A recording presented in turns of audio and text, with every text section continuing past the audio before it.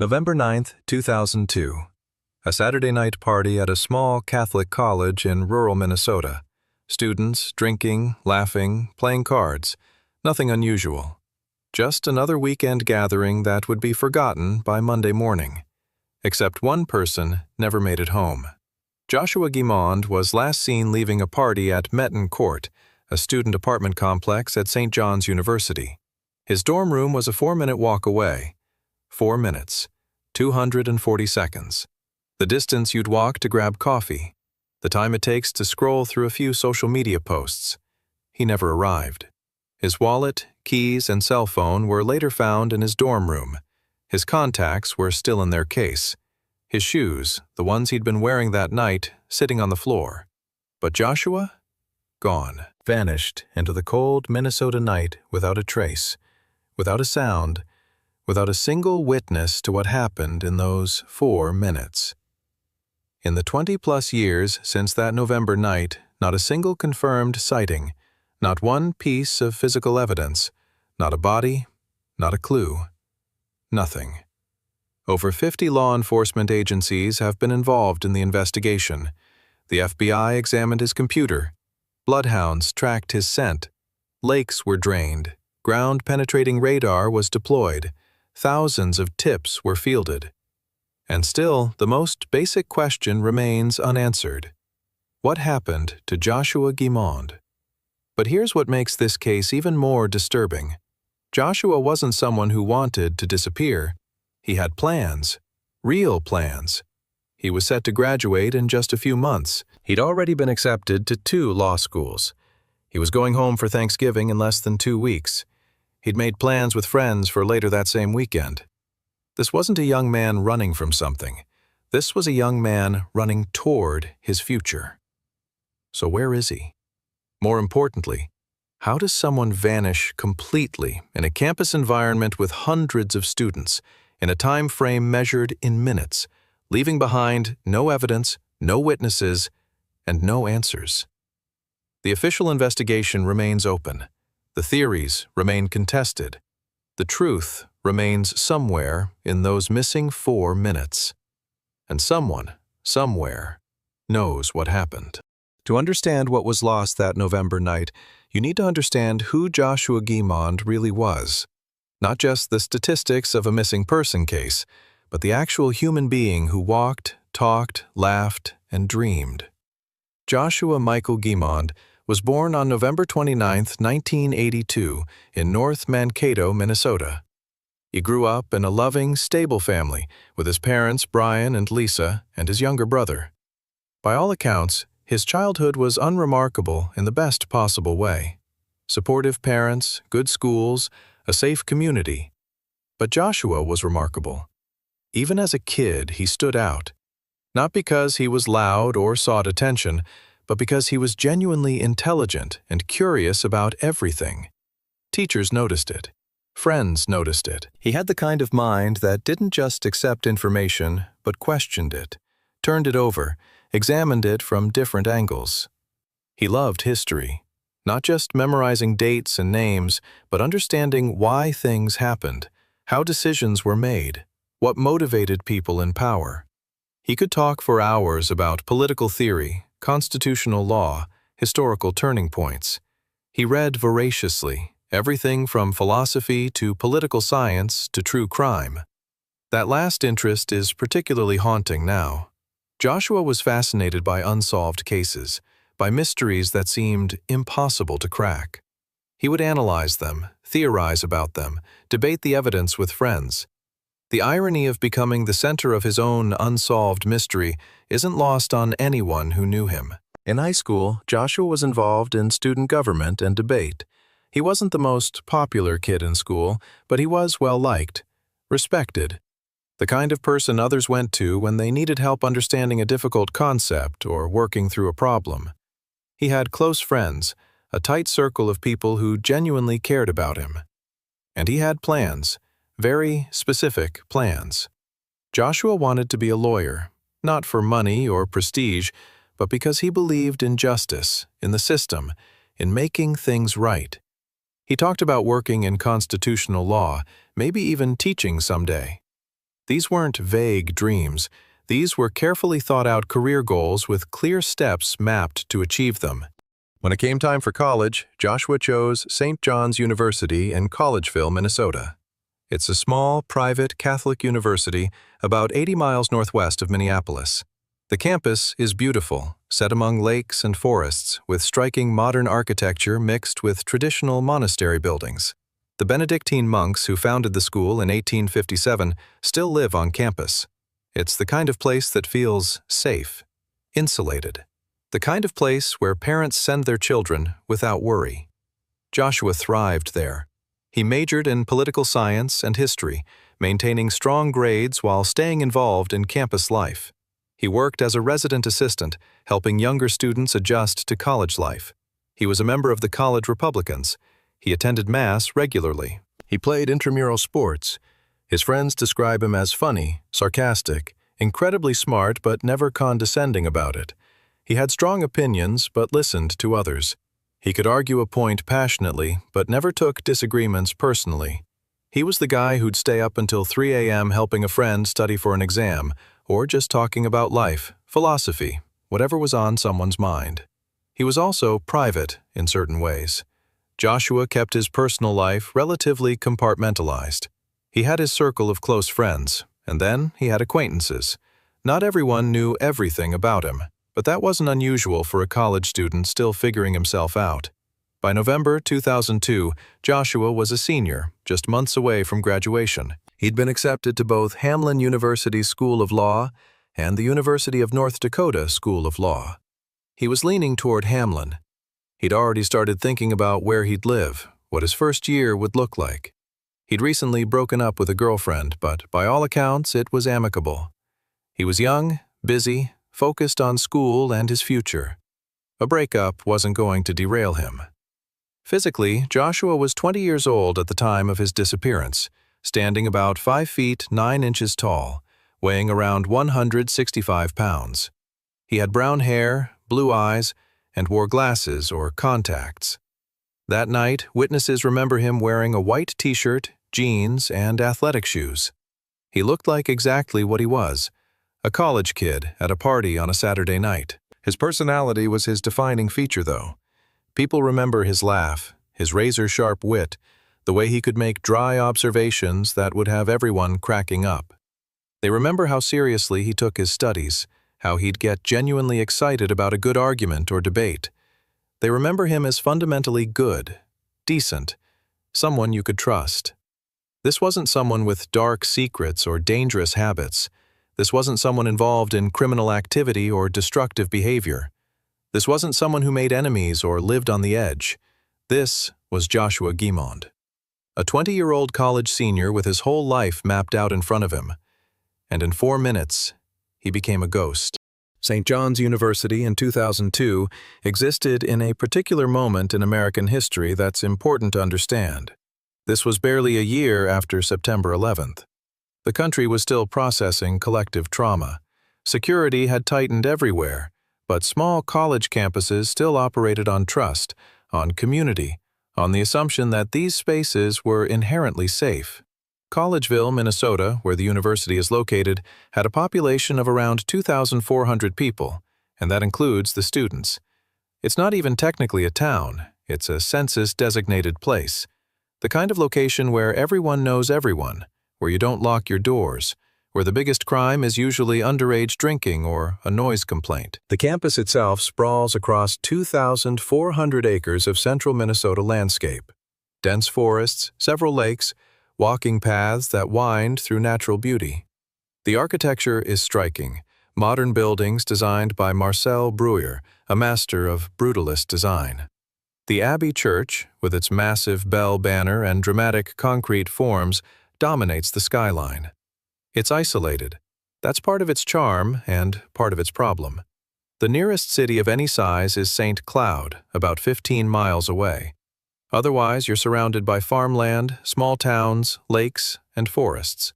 If something happens on campus, help isn't around the corner. Response times matter. The campus culture in 2002 was typical for a small Catholic university. About 1,900 students, all male at St. John's itself, though coordinate with the College of St. Benedict, the all-female Catholic college about 5 miles away. Students from both schools took classes together, socialized together, attended events together. The social scene revolved around parties, often at off-campus apartments or houses. Drinking was common, despite the school's official policies and the fact that most students were underage. But it wasn't wild or out of control by college standards. These were mostly quiet gatherings, card games, conversation, students blowing off steam before another week of classes. Metten Court, where Joshua was last seen, was one of these typical party spots. It's a complex of student apartments on the edge of campus, close to Lake Sagadagan. The apartments housed upperclassmen, students who'd earned the right to live off the main dorms. The parties there were regular weekend occurrences. Campus security existed, but it wasn't intensive. Remember, this is a small Catholic university in rural Minnesota. The security model was based on community trust, not surveillance. There were some cameras, but not many. There were patrols, but not constant ones. Students could move around campus freely, especially upperclassmen. The campus was designed with openness in mind. Walking paths, trails through the woods, access to the lakes. It was meant to be beautiful and accessible, not locked down. This becomes crucial later, because while the environment felt safe, while everyone assumed nothing bad could happen here, the reality was different. The campus bordered thick forests, multiple lakes, miles of trails, road access from several directions, and, critically, very few cameras or monitored entry points. If someone wanted to harm a student, this environment provided opportunity. If someone wanted to make someone disappear, this landscape could hide secrets. But it's also important to note what St. John's was not. This wasn't a campus plagued by violence or crime. There hadn't been previous disappearances or serious assaults. Students felt safe because, statistically, they were safe. Until they weren't. The broader cultural moment also matters. In 2002, the internet was still relatively young. Social media didn't exist yet. Cell phones were common but limited. Text messaging was basic. There was no GPS tracking on phones, no Find My Friends app, no constant digital footprint. If someone disappeared in 2002, the tools we take for granted now simply didn't exist. You couldn't check someone's last Snapchat location or review their Instagram activity. You couldn't ping their phone's GPS or check their Uber history. You had to rely on witnesses, physical evidence, old-fashioned detective work. And in Joshua's case, there was almost nothing to work with. The days leading up to November 9, 2002, were unremarkable for Joshua Guimond. He attended classes, he studied, he worked his RA shifts, he hung out with friends. Everything was normal, routine, exactly as it should be for a college senior approaching the end of the semester. If there were warning signs, no one saw them. If there were threats, no one reported them. If Joshua was afraid or worried or planning something, he gave no indication to anyone around him. Let's walk through that final week. Monday, November 4th. Joshua attended his classes as scheduled. He was taking upper-level political science and history courses, the kind of seminars where you're expected to contribute, to think critically, to engage. His professors noticed nothing unusual. He participated normally, turned in assignments, seemed focused on his work. That evening he was in his dorm room, St. Mauer House, studying. His roommate and friends saw him. They played video games for a while, talked about upcoming exams, made plans for the weekend. Just another Monday night. Tuesday through Thursday followed the same pattern. Classes, studying, work, hanging out. Joshua had friends over to his room. He went to other people's rooms. He ate meals in the dining hall. He attended a college Republicans meeting. He went to the library. Everything was completely, utterly normal. Friday, November 8th. Joshua finished his classes and made plans for the weekend. He told friends he'd probably hit a party on Saturday night. He mentioned possibly going to St. Cloud at some point. He confirmed plans to attend a football game with friends on Sunday. He spoke with his mother that day. Lisa Guimond would later say the conversation was typical. Joshua talked about school, about his plans for Thanksgiving break, about law school applications. He sounded happy, excited about the future, looking forward to coming home in a week and a half. There was no goodbye in that conversation, no hidden meaning, no coded message. Just a normal mother-son chat about normal things. Friday night, Joshua stayed in. He and his roommate hung out, watched a movie, went to bed at a reasonable hour. Nothing even remotely concerning. And then came Saturday, November 9th, 2002, the last day anyone saw Joshua Guimond. Saturday began like any other weekend day on campus. Joshua slept in a bit, something he rarely got to do during the week. He woke up around 9 or 10 a.m., had breakfast, and settled into a relatively lazy day. The weather was typical for Minnesota in early November. Cold, but not yet bitter. Temperatures in the 40s during the day, dropping into the 30s as night approached. Cloudy, gray, the kind of day where the sun barely makes an appearance. The ground was damp from recent rain, and the trees were mostly bare, their leaves already fallen and scattered across campus paths. Winter was coming, but it hadn't quite arrived yet. Joshua spent most of Saturday doing typical college student things. He caught up on some reading for his courses. He surfed the internet on his computer, a desktop he kept in his dorm room. He instant messaged with friends using AIM, the dominant chat platform of the era. He checked email. He browsed forums and websites related to his interests, politics, history, true crime. His digital footprint that day would later become a major focus of the investigation. In the afternoon, Joshua played poker with friends in his dorm. They were there for a few hours, just hanging out, talking, dealing hands, keeping things low-key. The game broke up around dinner time. Joshua ate dinner in the dining hall with friends. Pizza, probably. Maybe a burger. The dining hall was busy, as it always was on Saturday evenings, filled with students fueling up before going out for the night. After dinner, Joshua went back to his room. He changed clothes. Nothing fancy, just a fresh white t-shirt and jeans. He put in his contacts, though he'd later remove them and leave them in his room. He grabbed his wallet and keys, but, oddly, left his cell phone behind. This detail bothers people.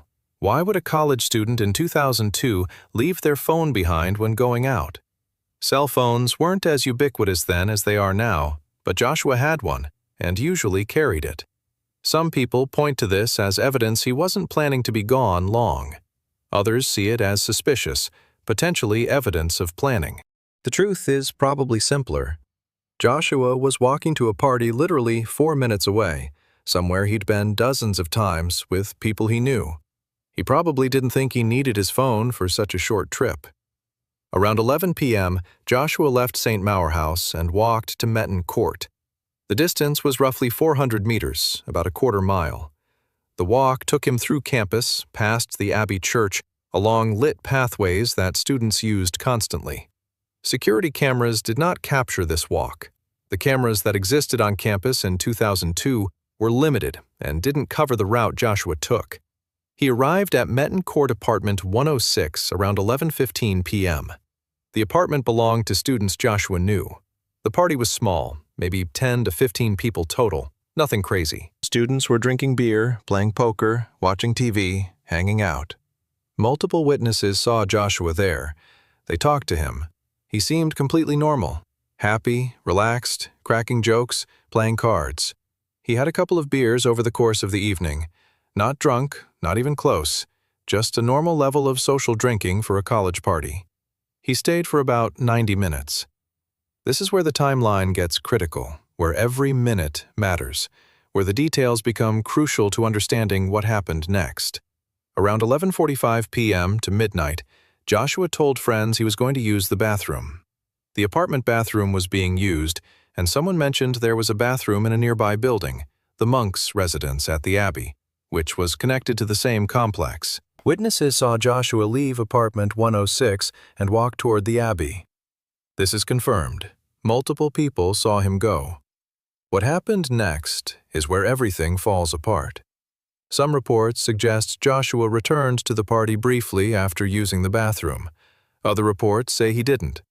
The witnesses' accounts vary slightly, which isn't surprising given that everyone had been drinking and it was late at night, and no one had any reason to carefully track Joshua's movements.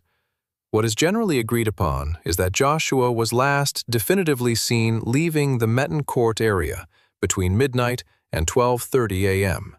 Multiple witnesses remember him saying he was heading back to his room. Some say he seemed ready to call it a night. Others say he mentioned being tired or needing to study the next day. No one reported him seeming upset, worried, afraid, or unusual in any way. He was just a college student leaving a party to go home and sleep. The walk from Metten Court back to St. Maur House was the same route he'd taken to get there. 4 minutes, maybe 5 if you walked slowly. Joshua never arrived. Here's what makes that 4-minute window so haunting. Joshua's roommate was in their room when Joshua left for the party, and he was still there hours later. If Joshua had made it back, his roommate would have seen him, heard him, known he was there. But the room stayed empty. Around 2 a.m., Joshua's roommate went to bed, assuming Joshua had decided to stay at the party or crash at a friend's place. This wasn't unusual. College students are unpredictable. Plans change. Sometimes you don't come home. Sunday, November 10th, dawned cold and gray. Joshua's roommate woke up and noticed Joshua still wasn't there. Still not particularly concerning. Maybe he'd stayed at a friend's place, slept on someone's couch, met up with someone. But as Sunday morning turned into afternoon, as the football game Joshua was supposed to attend came and went without him, people started to wonder. Friends called his cell phone. It rang in his dorm room, unanswered. They stopped by his room. His keys were on the desk. His wallet was there. His contacts were in their case on the shelf. His shoes, the athletic shoes he'd been wearing Saturday night, were on the floor. The shoes are particularly disturbing. If Joshua had made it back to his room, he would have worn his shoes inside. But if he never made it back, how did his shoes get there? The answer, investigators would later determine, is that those weren't the shoes he'd been wearing that night. They were a different pair of similar shoes. Joshua's actual shoes, the ones he wore to the party, have never been found. But in that moment, on Sunday afternoon, his friends were just confused. Where was Joshua? They checked with other friends. No one had seen him since the party. They checked the library, the dining hall, the usual spots. Nothing. By Sunday evening, confusion had turned into genuine concern. This wasn't like Joshua. He didn't blow off plans. He didn't disappear without telling anyone. He was responsible, reliable, the kind of person who showed up when he said he would. His friends contacted campus security. Campus security took the report but wasn't immediately alarmed. College students sometimes take off for a day or two. Maybe he'd gone to St. Cloud. Maybe he'd driven to Minneapolis. Maybe he was with someone and lost track of time. They'd keep an eye out, they said. He'd probably turn up. But Monday arrived, and Joshua didn't show up for classes. That's when people really started to panic. Joshua never missed class. Not for hangovers, not for lack of sleep, not for anything. His academic record was too important to him. Law school was too close. He wouldn't just skip class without calling, without explaining, without arranging something with his professors. His parents were contacted Monday afternoon.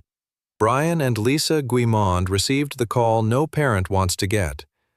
Your son hasn't been seen since Saturday night. No one knows where he is. He missed his classes. They immediately drove to campus, arriving Monday evening. They went to Joshua's dorm room and saw what his friends had seen. Everything was there. Wallet, keys, phone, contacts, clothes, laptop, everything. Everything except Joshua. That's when this stopped being a missing college student situation and became a missing person investigation.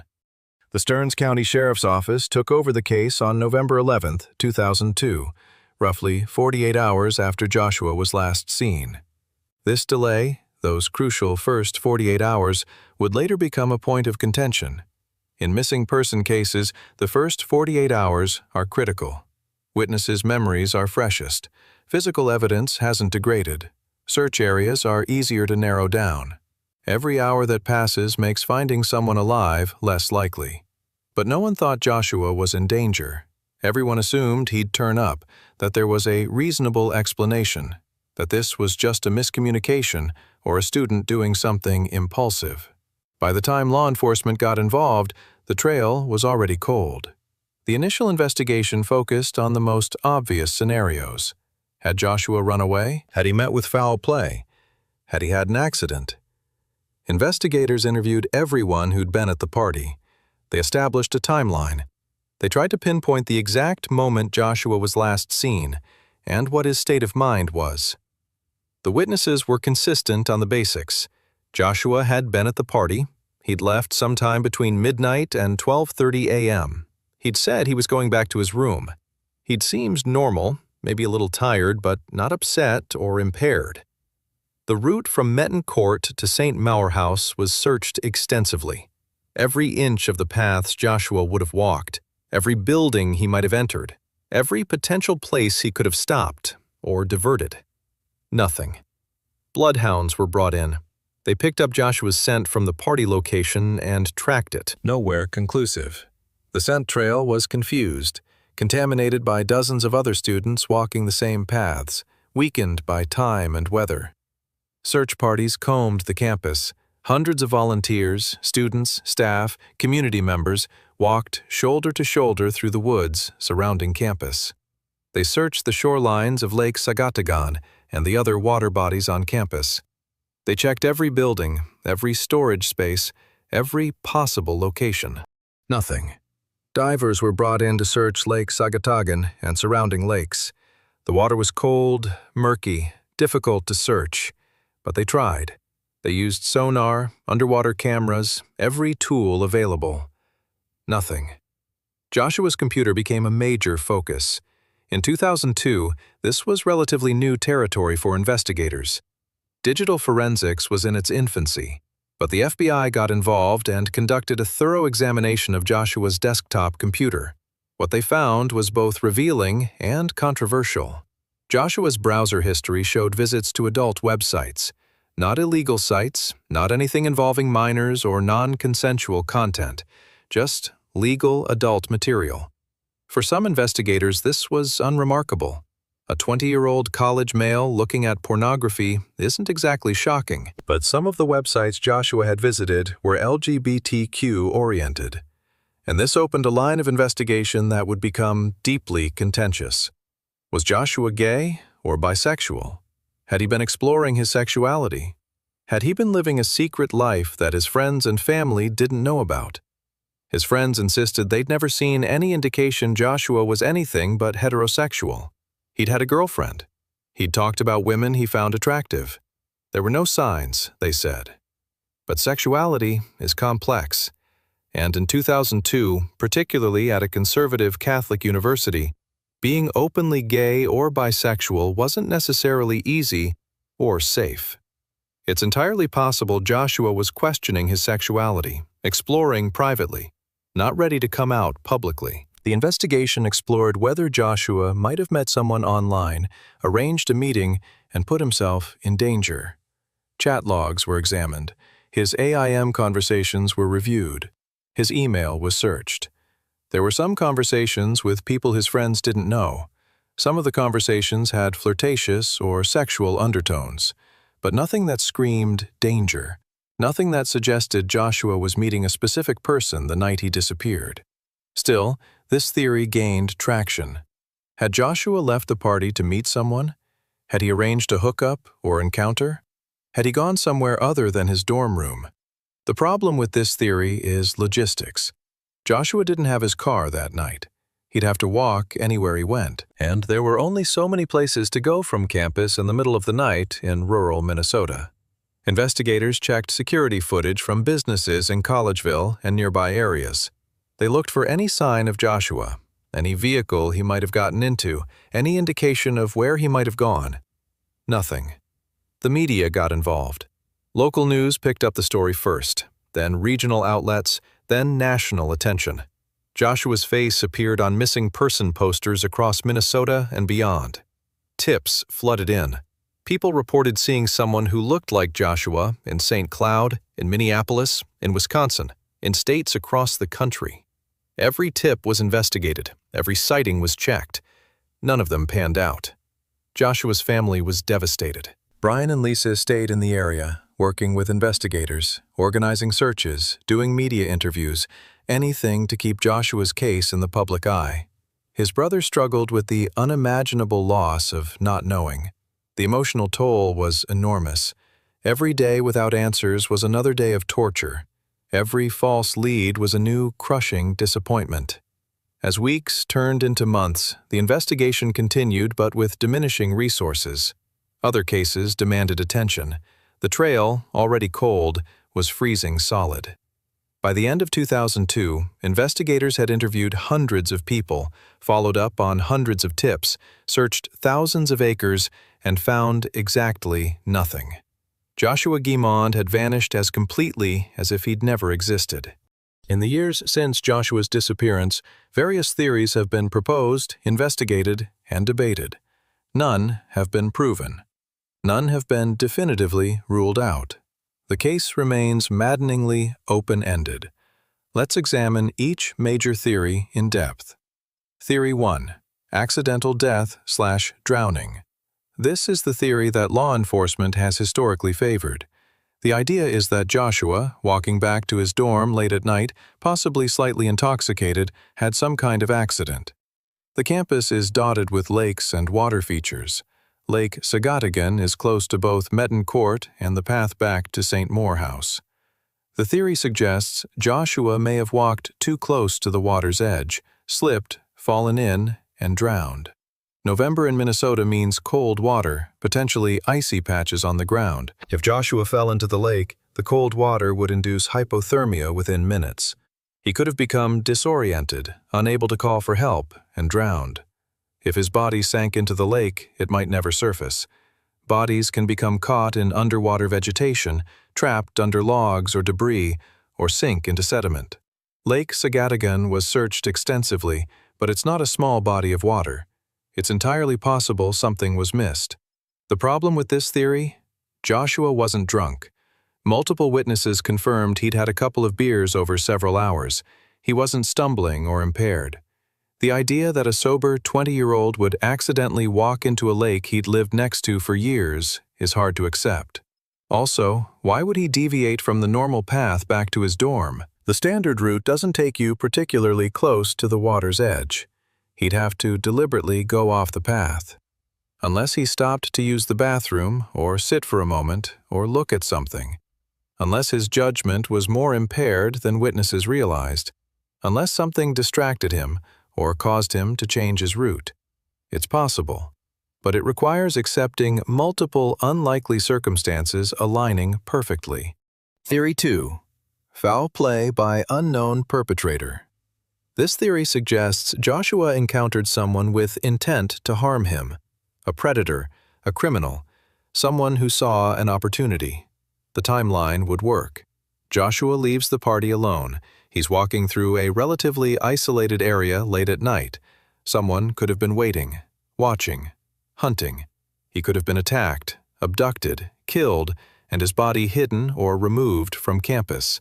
The lakes, the forests, the rural areas surrounding campus all provide ample opportunity to hide remains. The lack of physical evidence, the lack of witnesses, the complete absence of Joshua all fit this theory. A skilled or lucky predator could have grabbed Joshua in those 4 minutes and vanished. But who? Campus security reviewed footage, interviewed known sex offenders in the area, checked for any strangers reported on campus that night. Nothing raised red flags. Was it someone from campus? Another student? Staff? Faculty? If so, they've kept the secret for over 20 years. No deathbed confessions, no guilty consciences leading to tips, no accomplice coming forward. Was it someone from outside the campus? That seems more likely but harder to prove. Without physical evidence, without witnesses, without a body, how do you even begin to identify a suspect? This theory is entirely plausible, but leads nowhere without more information. Theory 3. Voluntary disappearance. Some people believe Joshua chose to leave, to start over somewhere else, to escape something in his life. The evidence for this is thin. Joshua left behind his wallet, his money, his ID, his phone. How do you start a new life with literally nothing? How do you survive without accessing your bank account, using your credit cards, contacting anyone from your previous life? And why? What was Joshua running from? He was doing well in school. He had been accepted to law school. He had good relationships with friends and family. There's no evidence of secret debts, criminal activity, threats, or any reason to flee. Some point to his internet history, suggesting maybe Joshua was struggling with his sexuality and chose to disappear rather than face coming out. But this seems extreme. Plenty of people come out in college. It's difficult, but people don't typically fake their deaths over it. Also, in 20 years, no confirmed sightings, no use of his social security number, no trace of him living somewhere under his own name or even an alias. If Joshua voluntarily disappeared, he's done so with a completeness that seems nearly impossible in the modern era. This theory requires believing Joshua was far more troubled and desperate than anyone who knew him ever suspected. It's possible. People hide things, but it doesn't feel right. Theory 4. Online encounter gone wrong. This theory, based on Joshua's internet activity, suggests he may have arranged to meet someone he connected with online, and that meeting led to his death. The evidence. Joshua visited chat rooms and websites where hookups could be arranged. His browser history showed he was active online the day of his disappearance. He left his cell phone behind, possibly to avoid being tracked or contacted. The theory goes, Joshua told friends he was going back to his dorm, but actually, he was meeting someone. He left campus, got into a vehicle, met this person somewhere, and was killed, either accidentally or intentionally. This would explain the lack of evidence on campus. If Joshua left campus, the searches of the lakes and woods would never find him. His body could be anywhere in central Minnesota, but the logistics are tricky. How did Joshua leave campus without being seen? Without a car? The nearest road is a walk away, but not impossibly so. If someone picked him up, where and when? And wouldn't someone have seen a vehicle? Wouldn't campus security have noticed a car in an unusual place at an unusual time? Also, the FBI found no evidence of a specific plan to meet someone. No saved messages saying, "Meet me at midnight." No email exchange setting up a location. Just general chat room activity and website visits. It's possible Joshua made arrangements that weren't saved or were deleted. It's possible the meeting was spontaneous, arranged in a way that left no digital trail. But it requires several assumptions. It requires Joshua to be more secretive and risk-taking than anyone who knew him believed possible. Theory 5. Someone from the party. A darker theory suggests someone at the party, someone Joshua knew and trusted, harmed him. Maybe there was an argument after Joshua left. Maybe someone followed him. Maybe something happened that witnesses didn't see or didn't report. The problem with this theory is that everyone at the party was interviewed. Their stories were checked and cross-referenced. Their alibis were examined. No one stood out as suspicious. No one had an obvious motive. Unless the motive was hidden. Unless something happened that no one talks about. Unless there's a collective silence protecting someone. This seems unlikely, but not impossible. College students protect each other, and if someone at that party knows something, they've kept it quiet for over 20 years. There are details in this case that refuse to settle. Small things that nag at investigators that don't quite fit any theory perfectly. The shoes. Why were shoes that looked like Joshua's in his room if he wore them to the party? The explanation that they were a different pair is logical, but it bothers people. Why have two pairs of nearly identical shoes? The cell phone. Why leave it behind? Joshua usually carried his phone. The distance to the party was short, yes, but college students in 2002 were already attached to their phones. Was leaving it behind intentional? A sign he wasn't planning to be gone long?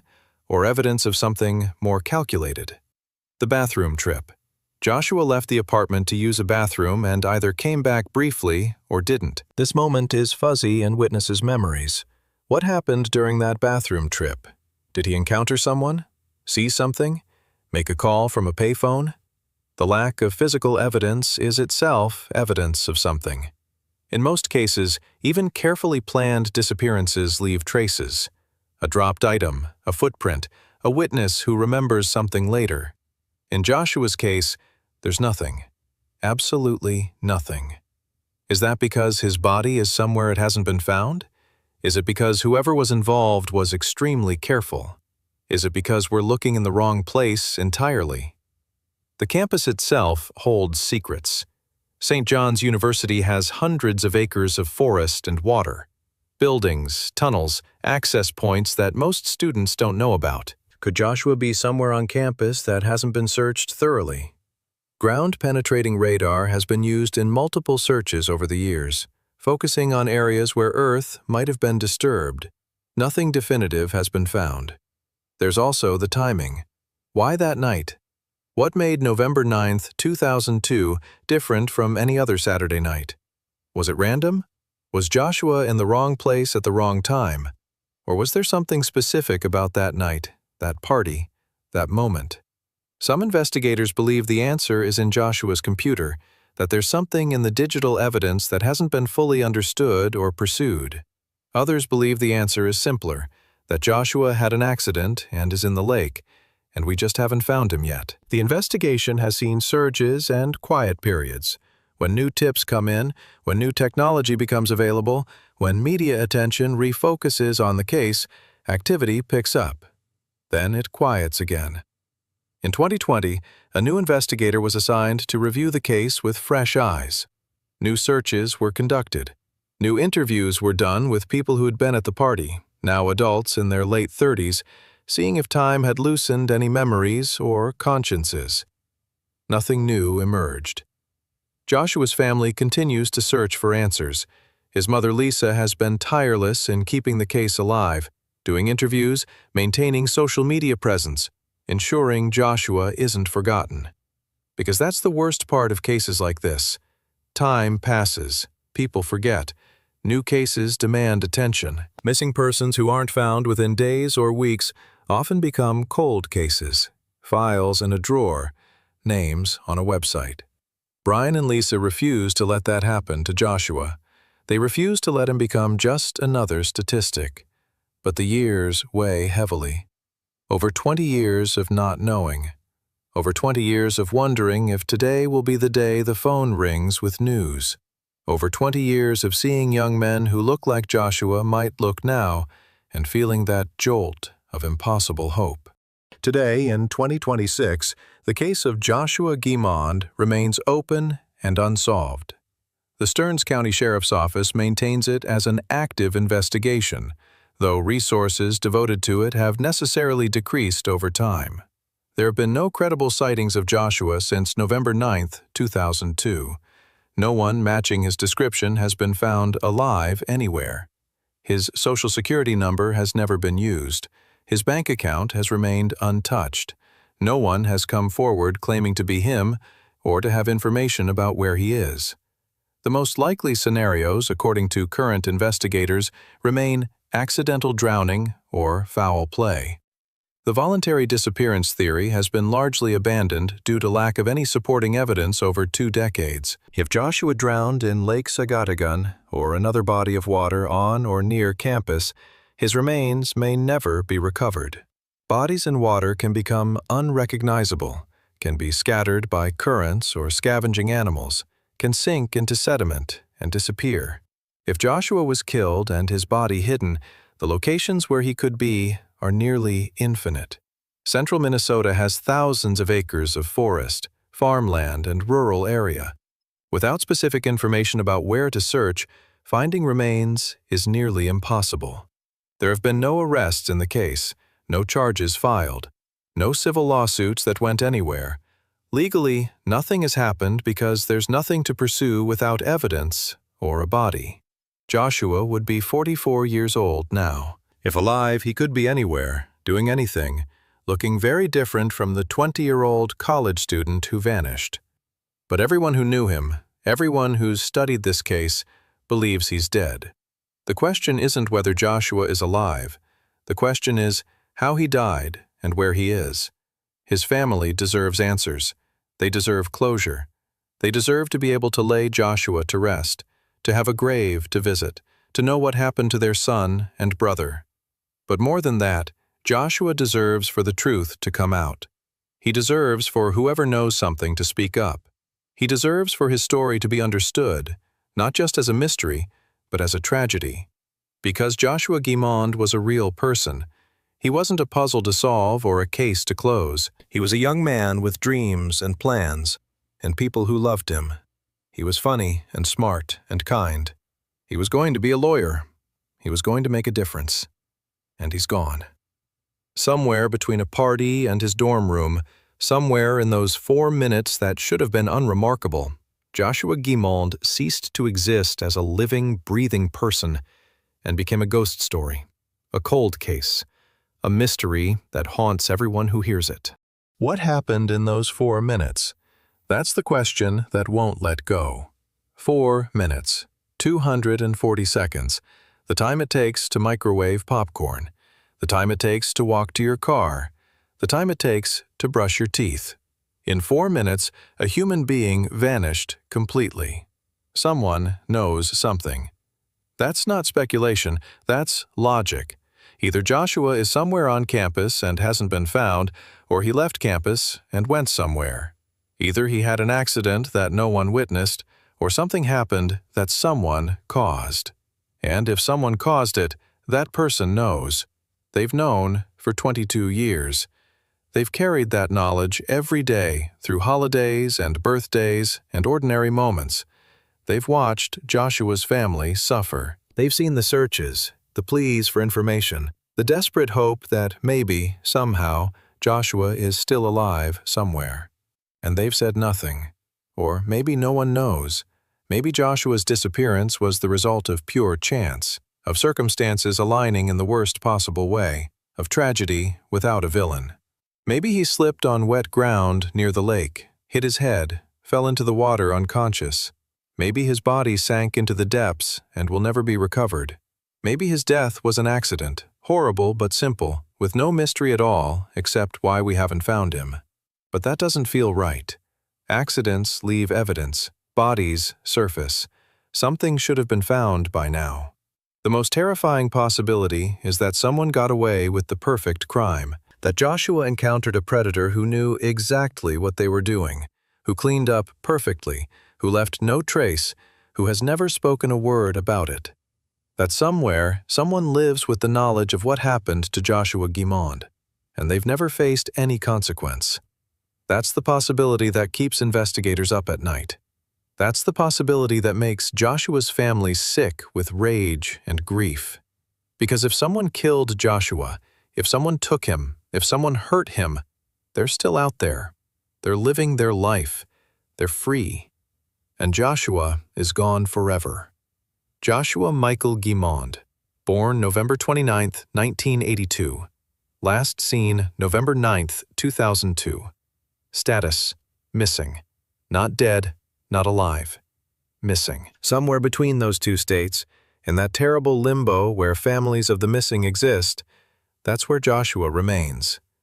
22 years is a long time to wait for answers, long enough for hope to fade, long enough for leads to go cold, long enough for memories to blur and witnesses to forget and evidence to degrade. But it's not long enough to give up. If you know something about Joshua's disappearance, anything at all, contact the Stearns County Sheriff's Office. A detail you think is meaningless might be the key. A suspicion you've carried might be valid. A memory you've suppressed might be crucial. Someone knows what happened in those 4 minutes. Maybe it's you.